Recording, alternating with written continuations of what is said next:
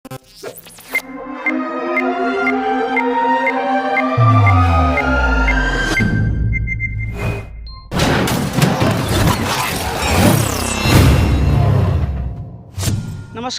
Mithila press देख रहे हैं आप। मिथिला प्रेस की टीम अभी मौजूद है मधुबनी ज़िले के लोखा गांव में, और मेरे पीछे जो ये आप जर्जर भवन देख रहे हैं, ऐसा दावा किया जा रहा है कि ये ग्राम कचहरी जो है, यहाँ लोकहा कार्मिक उत्तरी पंचायत का जो ग्राम कचहरी है, ये ग्राम कचहरी कार्यालय का ही भवन है।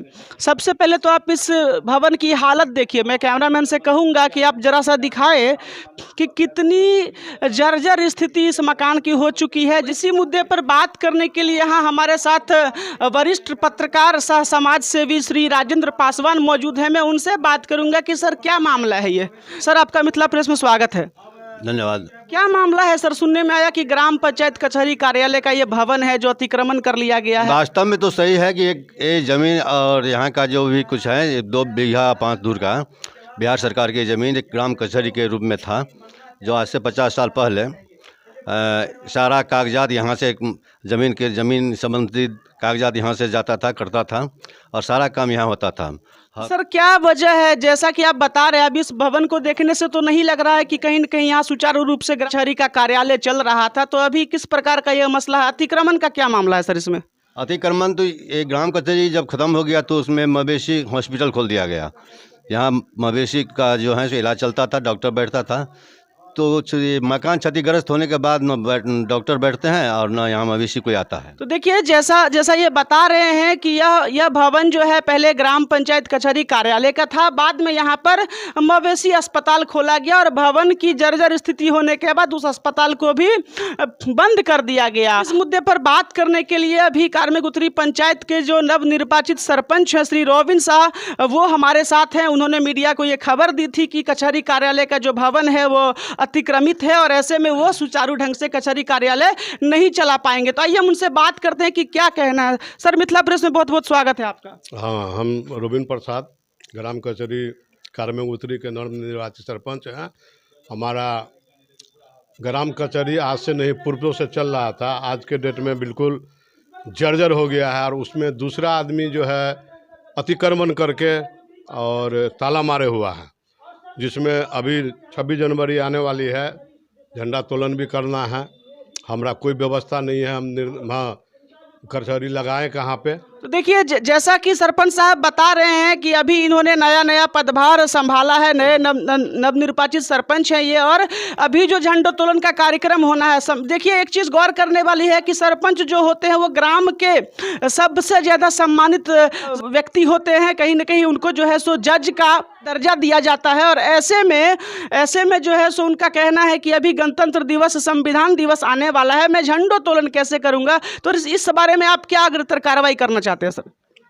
हम सीओ साहब से आग्रह करेंगे, यहाँ लगभग 2 बीघा 5 दूर ज़मीन है बिहार सरकार का, जो हमारे लिए कम से कम इस समाज के लिए नवनिर्माण करे, जिससे हम अपना न्यायालय चलावे, लोगों को राहत दे, मामला को निपटारा करें। तो देखिए, सर का कहना है कि वो इस भवन को दुरुस्त करवाना चाहते हैं ताकि यहाँ ग्राम कचहरी सुचारू ढंग से चले। सर, एक और मुद्दा निकल के आ रहा है ऐसे में कि जिस तरह से इस भवन की हालत अभी देखने को मिल रही है और आपने ये जो है सो अभी एक्शन लिया है, ऐसे में सर ये देखा जाए तो वर्षों से यहाँ ग्राम कचहरी जो है सो सुचारू ढंग से नहीं चल पा रही थी। जी, क्योंकि यहाँ पर जो है डर है लोगों को, हाँ, जो कहीं गिर न जाए, कोई प्रकार की घटना न हो जाए, इसीलिए जो है इस पर कोई केयर नहीं किया, नहीं चला है। तो सर, मिथिला प्रेस के माध्यम से आप सरकार से या संबंधित पदाधिकारी से क्या सर अपील करना चाहेंगे? आप तो सर खुद एक जज के पद पर हैं, फिर भी सर क्या अपील करना चाहेंगे आप? हम तो सर से यही अपील करेंगे, बिहार सरकार का ज़मीन है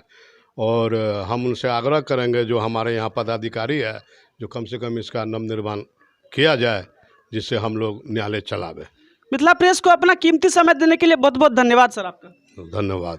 तो देखिए ये अभी हमारे साथ जुड़े हुए थे यहाँ के सरपंच श्री रोबिन शाह जी। उनका यही कहना है कि समाज में कानून व्यवस्था कैसे लागू होगा, समाज में लोगों के विवादों का निपटारा या अन्य चीज़ें कैसे चलेंगी, इसके लिए ग्राम कचहरी का होना और कार्यालय का होना बहुत ज़्यादा ही आवश्यक है। और यहाँ पर आप देख सकते हैं कि किसी भी तरह की जो है सो इस बिल्डिंग की हालत ऐसी नहीं कि यहाँ पर एक पल भी रुका जा सके। लोगों को डर है कहीं ऊपर से कुछ गिर गया, छत वगैरह का मटेरियल, उनका सर फूट सकता है। ऐसे में यहाँ अभी कुछ भी उपलब्ध नहीं है। यहाँ पे इस मुद्दे पर बात करने के लिए और भी कुछ यहाँ पे स्थानीय ग्रामीण हैं, मैं उनसे बात करूँगा। क्या नाम हुआ सर आपका? श्री पुचन प्रसाद गुप्ता। कचहरी कार्यालय का भवन है, आपको जानकारी है? हाँ, कचहरी क्या है। अच्छा, तो कब से ये बंद पड़ा है, क्यों मतलब यहाँ पे? साल है, बहुत अच्छे से। तो देखिए लोग भी बता रहे हैं कि जर्जर अवस्था में ये भवन बहुत दिनों से पड़ा है। इधर भी अगर आप देखें तो यहाँ देखिए ये काफ़ी ज़्यादा ज़मीन है, बता रहे हैं 2 बीघा 5 धुर के आसपास बिहार सरकार ने जो है सो इस कचहरी कार्यालय के लिए ज़मीन आवंटित किया हुआ है। ऐसे में ग्राम कचहरी कार्यालय के इस भवन का इस अवस्था में होना कहीं ना कहीं बहुत ही ज़्यादा दुर्भाग्यपूर्ण है।